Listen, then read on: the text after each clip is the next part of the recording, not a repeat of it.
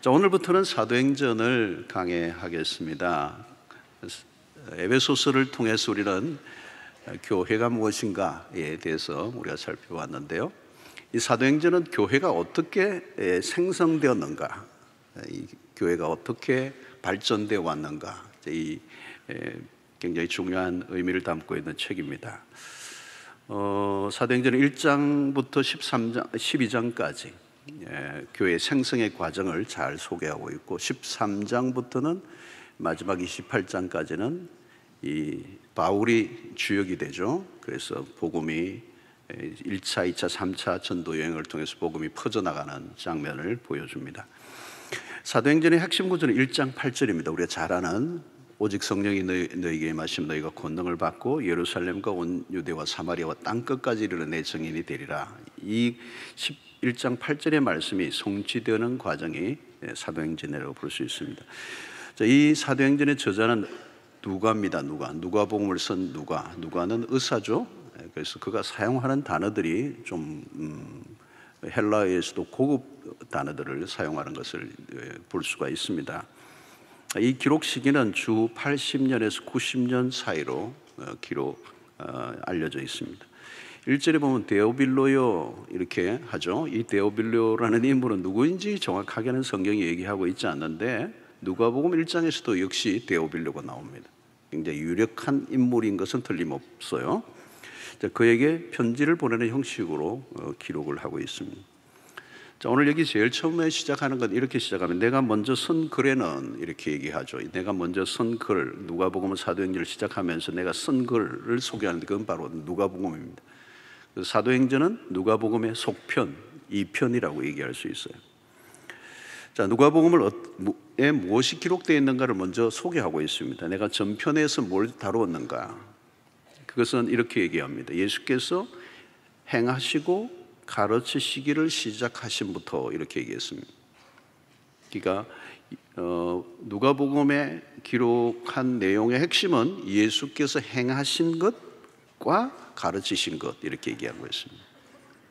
여기 매우 중요한 것은 예수님은 행하신 것을 먼저 하셨어요. 행하시고 가르치셨다는 것. 그리고 행하신 것과 가르치신 것이 일치되신 분이 그리스도이십니다.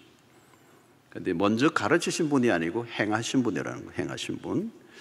이게 기독교의 핵심을 얘기하는 겁니다. 기독교는 어떤 사상을 가르친 게 아니에요. 또 기독교는 어떤 철학도 아니고 단순히 교리를 가르치고 그 교리를 따르는 것을 강조하는 종교가 아닙니다. 굉장히 중요한 것은 행함, 예수 그리스도의 행하심, 그리고 그분의 가르치심. 자, 오늘 사도행전도 이 행하다는 이 단어, 사도행이라는 행동하는 행자입니다. 이게 이제 강조되는 것입니다. 그래서 어떤 단순한 모호한 어떤 개념으로서의 기독교가 아니고 우리가 배우고 본발에 행동하는 것, 이제 그것을 구체적으로 알려주고 있는 것이 사도의 행전이다. 그래서 사도행전은 영어로는 acts라고 그래요. acts 그럽니다. ACTS가 있어요. S가 붙어요. 단수가 아니고 복수입니다. 그러니까 행동이 아니고 행동들이라고 얘기하죠. 행동들인데 그냥 행동들이 아니고 지속적인 행동을 말하는 겁니다. 끊임없이.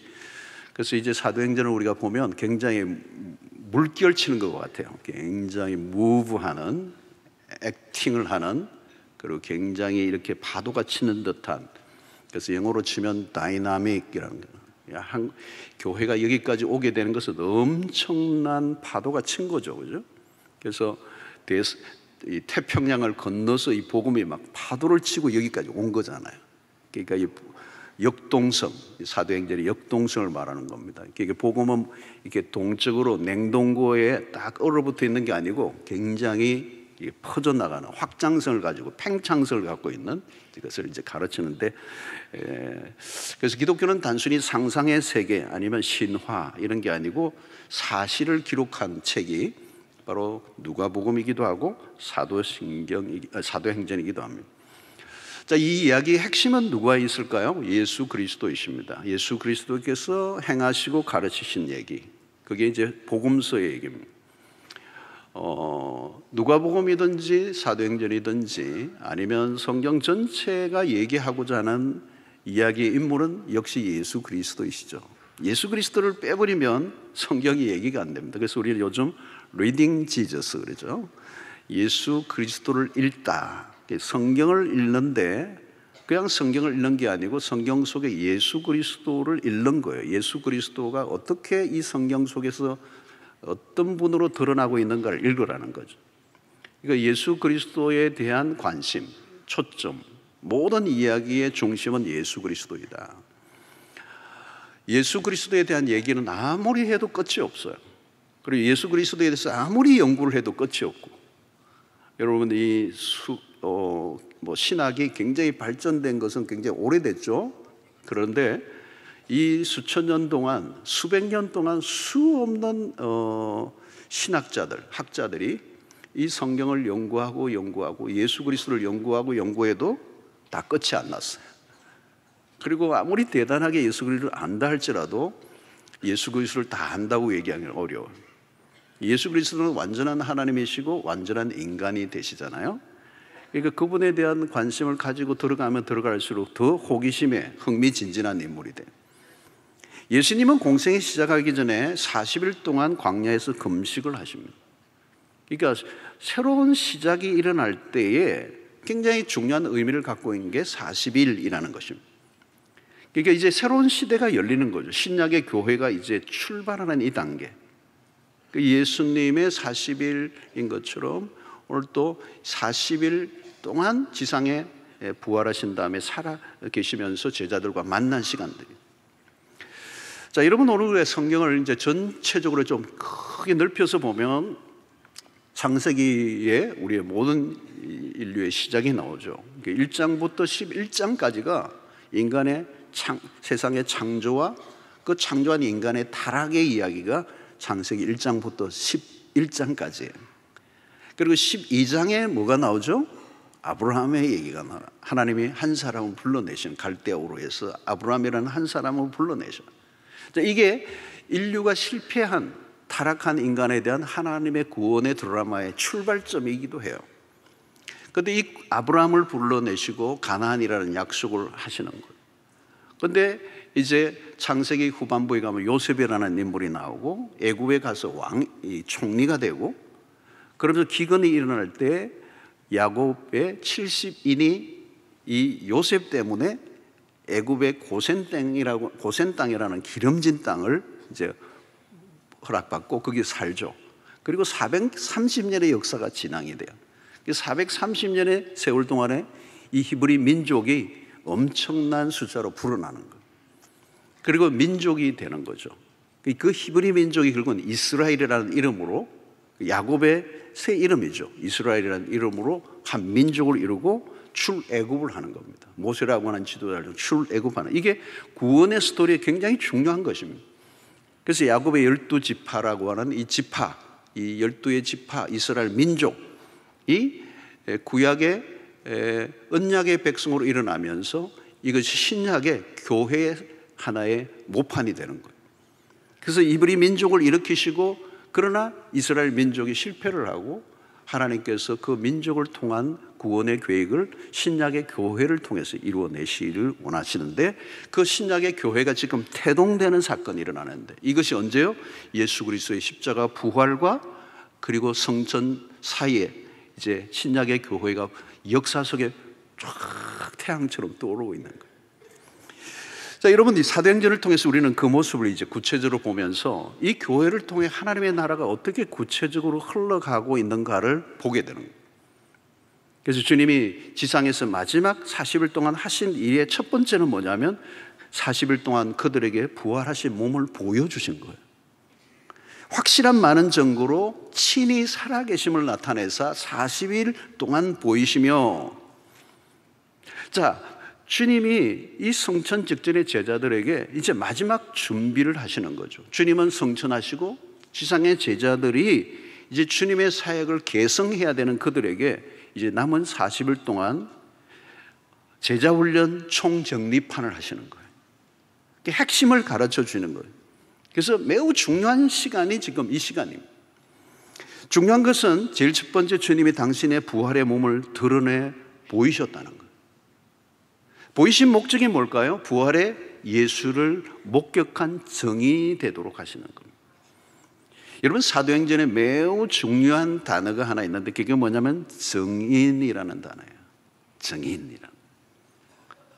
자, 사람들에게는 부활에 대한 논란이 끊임없이 일어났어.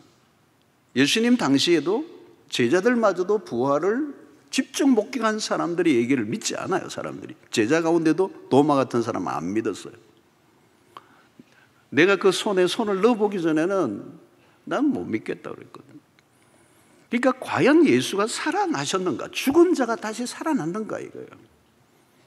그러니까 제자들도 얼떨떨한 거예요. 부활하신 예수를 보았지만 베드로와 그 제자들은 디베라 바닷가에 물고기 잡으러 가버려요. 그러니까 예수 그리스도의 죽으심과 부활 사이에 많은 사람들이 혼란 속에 있었던 거죠. 얼떨떨한 거예요.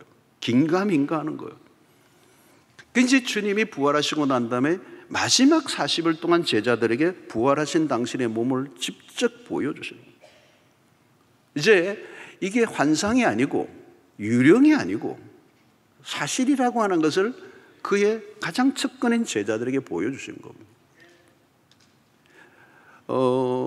같이 식사도 하시고 40일 동안이니까 같이 대화도 하시고 부활하신 몸을 보여주신 거죠.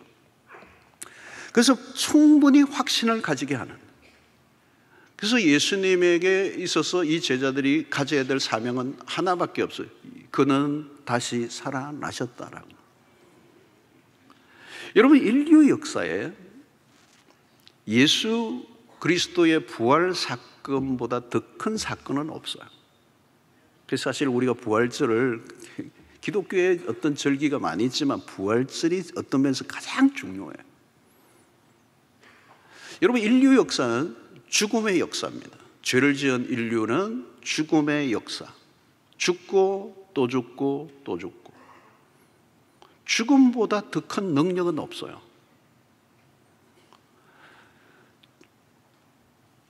여러분, 예수 그리스도의 부활은 그 모든 죽음을 뒤집어 엎는 사건이죠. 그래서 기독교는 단순한 신비나 혹은 교리가 아니에요. 예수가 죽으시고 다시 살아나셨다라고 하는 그 사건은 그리스도가 하나님이심을 입증하신 거예요. 부활하신 예수는 인류에게 새로운 역사를 커튼을 여신 겁니다. 더 이상 죽지 않고 영원히 사는 길이 열렸다는 거예요. 그분이 부활의 첫 열매가 되시고 그를 믿는 자에게 부활의 생명의 역사가 우리에게도 일어나기 때문에, 그래서 이 부활의 메시지는 사도행전의 핵심적 메시지입니다. 그가 다시 살아나셨다. 그래서 사도들이 전파한 메시지는 딱 하나예요. 사도행전 2장 32절을 보면 이 예수를 하나님이 살리신지라, 그는 살아나셨다는 거예요. 우리가 다 이 일의 증인이로다. 그러니까 초대교회에 아마 모여서 예배 드릴 때 설교는 예수는 다시 살아나셨다는 거예요. 그 다음 주에 또 오면 그 다음 주 설교가 뭐예요? 예수는 다시 살아나셨다. 사도행전의 핵심은 이 부활의 예수예요. 그는 다시 살아나셨다는 거예요. 여러분, 인류에게 이것보다 더 절실한 것은 없어요. 부활의 복음은 인류 역사의 운명을 완전히 바꾸어 놓은 획기적인 사건이에요. 성도 여러분, 죽음보다 끔찍한 건 없어요. 내가 좀 부족하게 살아도 예수가 다시 살아나셨다는 그 증인의 역할을 못할 일은 없죠. 그러니까 내가 부족해도 상관없어요. 중요한 것은 그분의 증인이 되는 것입니다. 예수 그리스도가 다시 살아나셨다. 목격자의 입을 닫으면 모든 게 끝입니다. 사랑하는 성도 여러분, 오늘 이 거대한 태평양까지 넘어 이 엄청난 파도가 치면서 밀려온, 그래서 여기까지 우리가 복음을 듣고 오늘 예수를 믿게 된 것은 뭘까요? 누구 때문이죠? 증인들 때문이에요. 그 증인, 예수는 다시 살아나셨습니다. 그분은 우리를 위해 죽으셨을 뿐만 아니라 사흘 만에 다시 살아나셨습니다. 이 복음의 증인이 되시기를 주의 이름으로 축원합니다. 자, 40일 동안 무엇을 가르치셨죠? 오늘 여기 보면 하나님의 나라의 일을 가르쳤다. 사도행전의 중요한 주제는 하나님의 나라예요. 주님이 지상에 계시는 동안에 하고 싶은 말이 얼마나 많았겠어요. 그죠? 40일이니까 이제 얼마 안 되는 거죠. 얼마 안 되는 거예요. 짧은 시간에 제자들을 만나서 하시는데 하고 싶은 말이 얼마나 많았겠어. 교회 열심히 다녀라 뭐 그러듯이.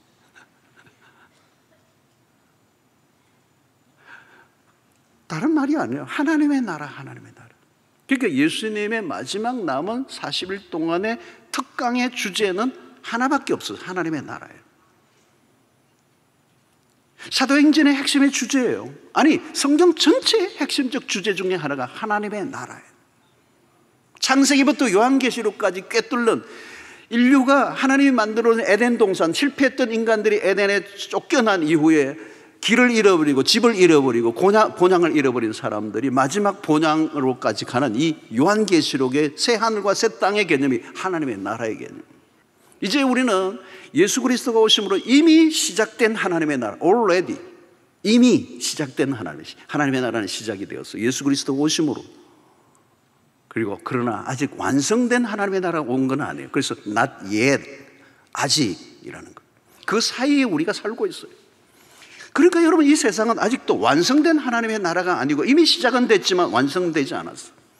예수님이 오심으로 인하여 병자를 일으키고 눈먼 자를 눈뜨게 하고 귀신을 쫓아내고 죽은 자를 살려내고, 이것은 예수 그리스도가 오심으로 이미 하나님의 나라가 시작됐다는 걸 알려주는 거예요. 죽음의 권세를 이겨내고. 그러나 다 살려낸 건 아니죠. 다 눈을 뜨게 한 건 아니에요.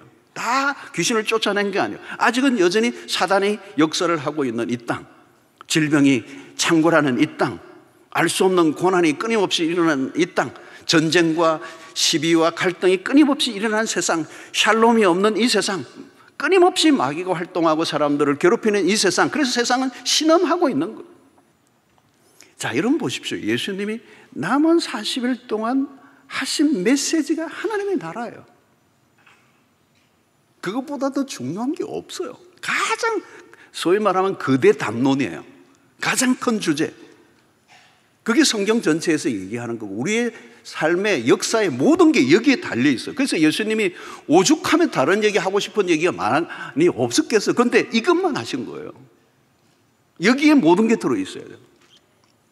교회도 이 하나님의 나라 안에 있다는 말이에요. 그러니까 그렇다면 여러분, 목사님들 설교도 사실은 하나님의 나라를 더 많이 이야기해야 돼요. 그런데 우리는 하나님의 나라라고 하는 얘기를 많이 들어본 적이 설교에서 없어요. 교회에 충성하라는 얘기는 많이 들었어요. 그런데 여러분, 예수님은 그렇지 않았어요. 하나님의 나라예요. 하나님의 나라를 놓치면 교회론도 문제가 되고 교회를 섬기는 것도 문제가 될 수가 있어요. 자, 사도행전은 여러분 하나님의 나라로 시작해서 하나님의 나라로 끝나요. 28장 마지막 절이에요. 사도행전 끝을 한번 봅시다. 하나님의 나라를 전파하며 주 예수 그리스도에 관한 모든 것을 담대하게 거침없이 가르치더라. 가끔 목회자들도 목회를 할 때 자기의 왕국을 만들고 싶어하는 욕망에서 벗어나지 못할 때도 있어요. 우리는 예수 믿고 나 혼자 잘 먹고 잘 사는 형통의 복음에 사로잡힐 때도 있어요. 하나님의 나라 이런 개념은 없고, 지금 이 지상에서 잘 먹고 잘 사는 복음, 형통의 복음, 성공의 복음, 개인주의적 신앙, 이기적 신앙, 자기만 아는 신앙, 그게 확대되면 교회도 마찬가지예요. 우리 교회만 아는 교회, 우리 교회 외에는 없는 교회, 이웃 교회가 죽는지 사는지 모르는 우리 교회만 잘 되면 되는 이런 개교회주의도 뭐예요? 하나님의 나라를 놓치면 일어날 수 있는 현상이에요. 우리는 그분의 다스림을 받고자 하는 거죠. 그래서 우리가 그 왕이신 하나님께 예배를 드리는 겁니다. 이 왕이신 하나님께 예배를 드리고 경배를 드리고, 우리는 더 이상 하나님 외에 다른 왕을 섬기지 않겠습니다. 물질도 우리의 왕이 될 수 없습니다. 세상의 성공도 우리의 왕이 될 수 없습니다. 당신만이 우리의 왕이십니다. 우리는 하나님 나라의 백성이고 시민이고 그 법을 따라 살아가고 우리의 삶의 모든 방식도 하나님의 나라의 시민으로 우리는 살겠습니다. 당신이 나를 다스려 주십시오. 나는 당신에게 복종하겠습니다. 이게 예배예요. 그분의 통치를 받아들이는 거예요. 진정한 왕은 예수 그리스도밖에 없는 것이죠. 그분의 통치를 내가 매일 받고 살아갈 때 내 안에 샬롬이 일어나고 그 공동체 안에 예수 그리스도가 진정한 왕이 되실 때 그 공동체에 샬롬이 일어나고 이 민족과 모든 열방에 그분이 왕이 진정한 왕이 되시는 날 하나님의 나라가 이루어지는 것이죠. 그 하나님의 나라의 전모가 어떻게 교회를 통하여 확장되어 가는가를 보여주는 게 사도행전이에요. 그래서 우리 주님은 산상수훈에서 마태복음 6장 33절에 매우 중요한 말씀을 하셨어요. 그런즉 너희는 먼저 그의 나라와 그의 의를 구하라. 그리하면 이 모든 것을 너희에게 더하시리라. 너무 중요한 거죠. 너희는 먼저 그의 나라와 그의 의를 구하라는 거예요. 그 나라를 추구하라는 것입니다. 그때 이 모든 것을 너희에게 더하시리라. 오늘 교회는 하나님의 나라를 위해 존재합니다. 그리고 그 하나님의 왕국을 세워가는 일에 우리의 모든 초점이 맞추어져야 돼요.